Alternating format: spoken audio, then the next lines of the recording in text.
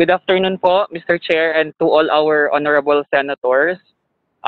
First and foremost po, this will be my first revelation of my face and my identity.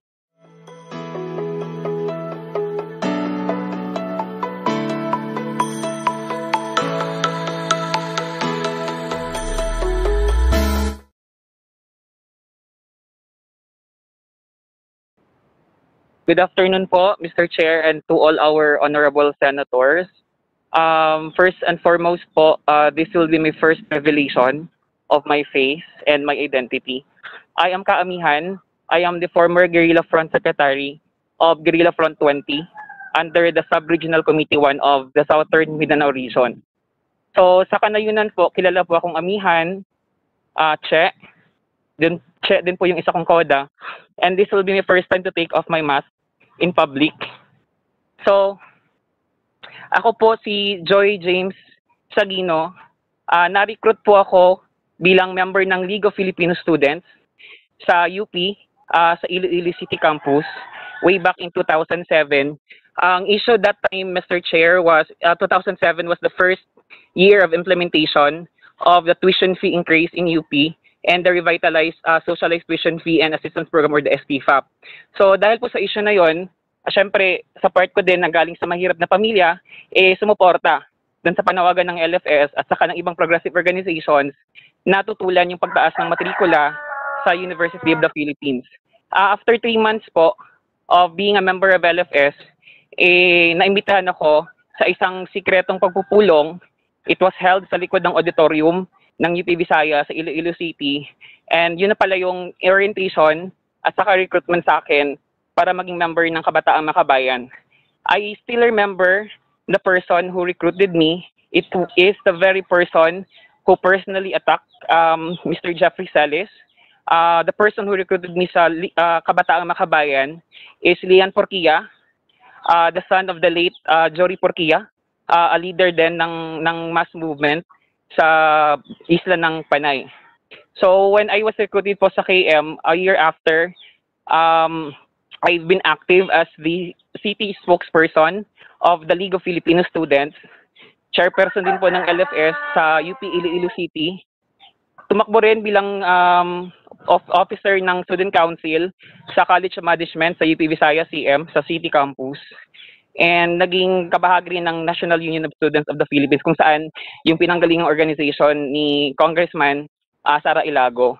After a year, Mr. Chair, naprograma akong pumasok sa isang guerrilla front ng NPA sa Southern Front na kumikilo sa mga bayan ng Igbaras, Miagao, San Joaquin, somewhere in the southern mountain range of Panay Island. I stayed there for 3 months. And then paglabas ko, yun na yung naging program sa akin. I was invited to become a candidate member of the Communist Party of the Philippines. I was given an orientation. I was also given yung tinatawag kanina ni Mr. Jeffrey Celis na basic party course, included some Marxist, Leninist, and Maoist inputs on the revolution of Europe, Russia, and China, etc. And that in 2010, as a cadre of the Communist Party unit sa youth and students sector sa Iloilo, para po sa tugunan yung pangangailangan for the electoral campaign as a Communist Party cadre, I was assigned as the spokesperson of Anak Pawis party list and particularly deployed to the province of Antique to become the electoral coordinator of Anak Pawis and Makabayan Coalition dun sa Antique para po mangampanya at saka mamanage yung mga watchers ng Makabayan doon sa probinsya ng Antique. And then after the election, I was deployed to the regional party group. Yung sinasabi kanina ni Ka Eric, ni Laca Noel, na party group, ako po ay na-deploy sa isang regional party group directly under the Regional YS Bureau of the Regional Urban Party Committee ng Iloilo para mamuno sa Anak Bayan. And thereafter, I was assigned and elected as the regional spokesperson and the regional chairman of Anak Bayan for the entire Panay Island. That was in 2009 until sometime in the mid of 2010. And then I became a controversial personality during the city council session of the Iloilo City when I was arrested. When we were having a protest, silent protest inside the session hall of Iloilo City. That was, I believe, October of 2010. Dahil rin sa takot na naging sentro ng atensyon ng buong syudad ng Iloilo, I decided and asked sa mga higher organ namin sa organization na maglaylo ako. So instead of at maglaylo at umuwi muna sa amin sa Zamboanga or kung saan po yung probinsya namin, instead of layloing, I was offered to be redeployed kasi nangangailangan din yung buong rehiyon ng Zamboanga ng isang kadre para pamunuan yung recovery ng WMRPC, the Western Mindanao Regional Party Committee, partikular sa siyudad ng Zamboanga at sa ilang bahagi ng Zamboanga Sibugay. So in the December of 2010 until 2011, I was the Anakbayan Regional Coordinator of the entire Zamboanga Peninsula. I was able to attend the National Assembly and National Council meeting of Anakbayan sometimes in May 2011, and I was elected as the National Vice Chairperson for the entire Mindanao of the Anakbayan National Executive Council.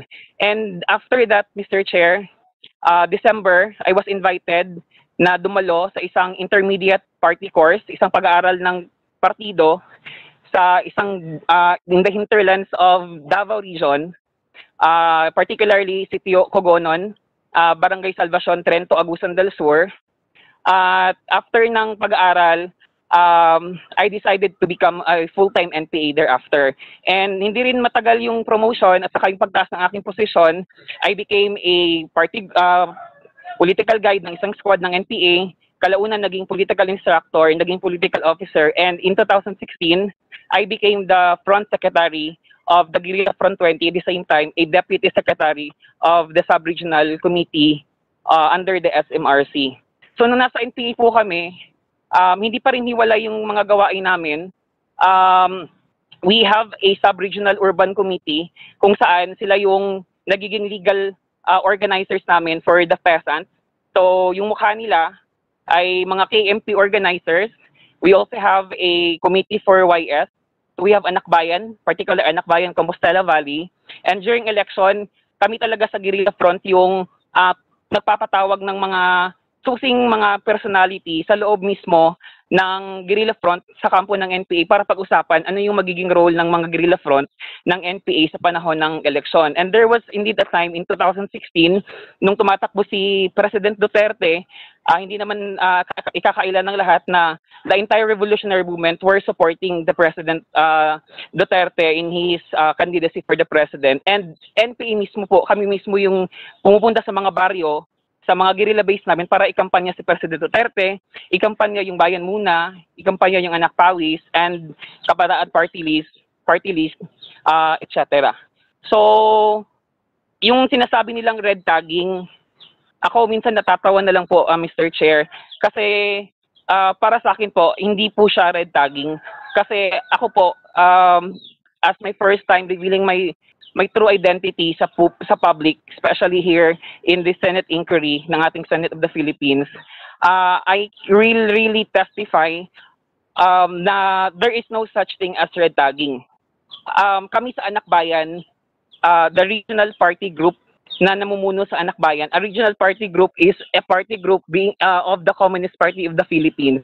Kami talaga yung namumuno at saka nanghihikayat ng mga estudyante. May program yan, first immersion sa mga peasant communities, immersion sa mga urban poor and worker communities, until the time na makakapag-decide yung mga members namin na sumampa sa New People's Army. Gaya ko na na-program din at saka dumating sa point na nag-decide ako before na sumampa sa New People's Army.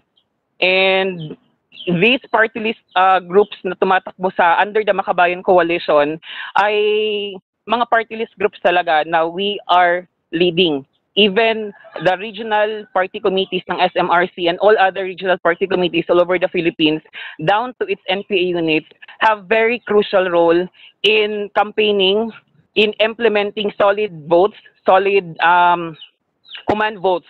Command votes, ibig sabihin, all members of the underground mass organizations, members of PKM, members of Makibaka, members of Kabataang Makabayan na nasa loob ng guerrilla base, it's mandatory for them to vote for these party list organizations na tumatakbo sa Congress, Mr. Chair.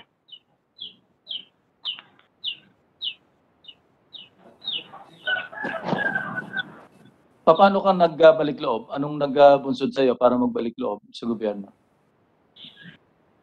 Umalis po ako sa pagka-NPA, Mr. Chair, in 2017.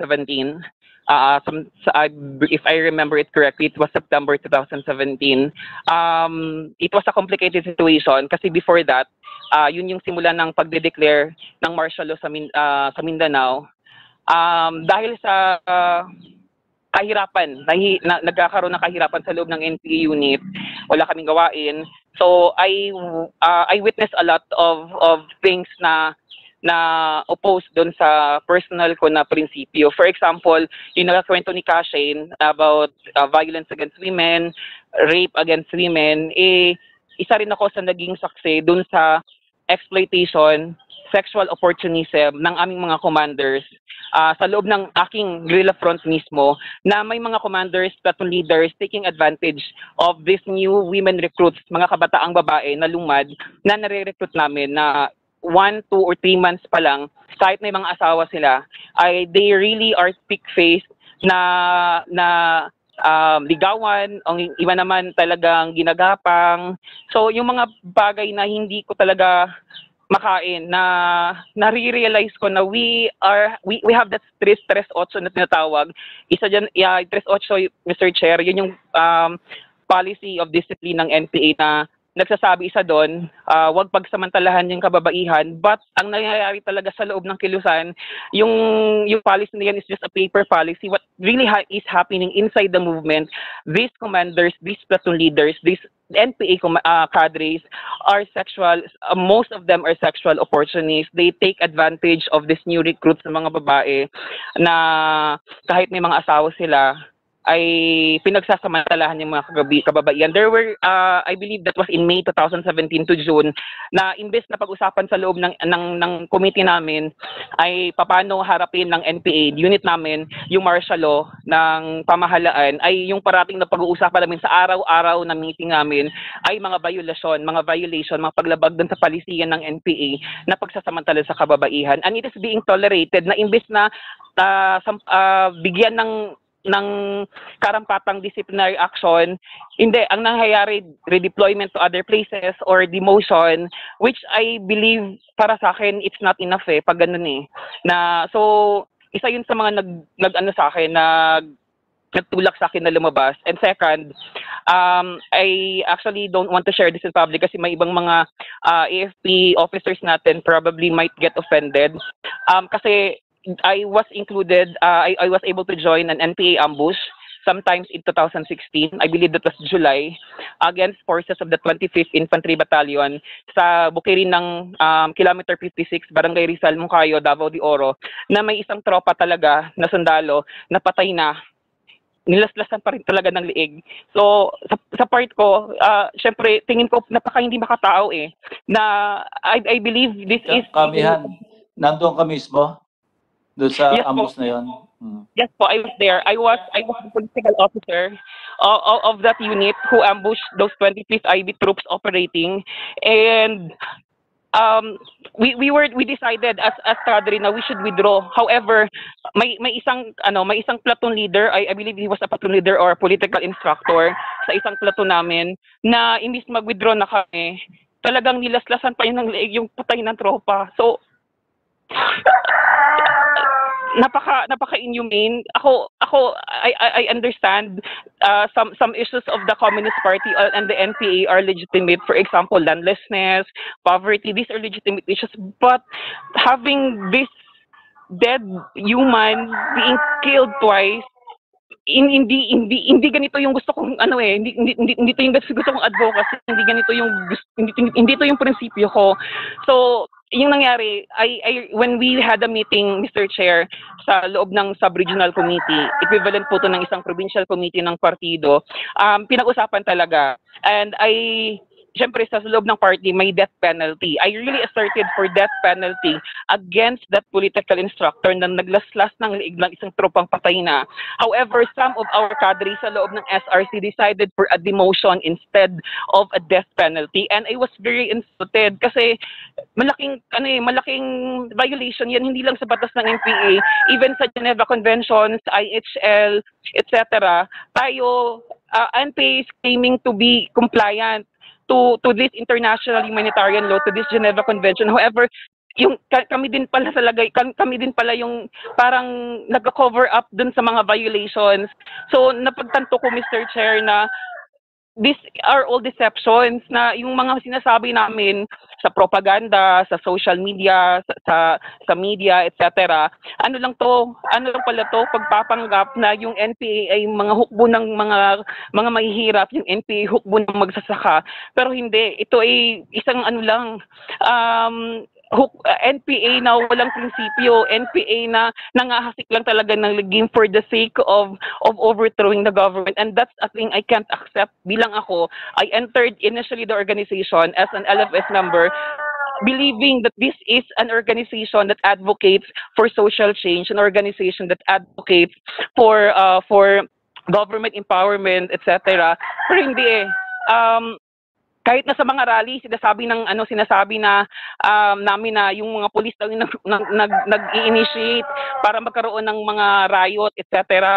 Pero hindi, I was able to join, Mr. Chair, a rally in US Embassy, I believe sometimes in 2011.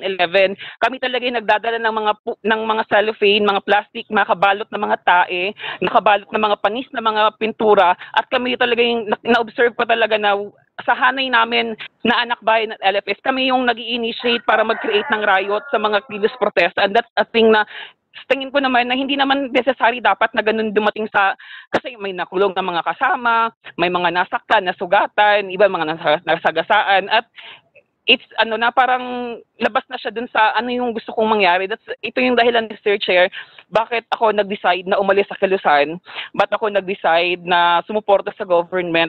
Kasi I realized, Mr. Chair, na hindi naman dapat dahas yung paraan para makamit ng mga mamamayan na mga mahihirap kung ano yung mga advocacies, ano yung mga demands ng mamamayan, kundi the government is always there to listen. I was able to observe that when after I left the organization.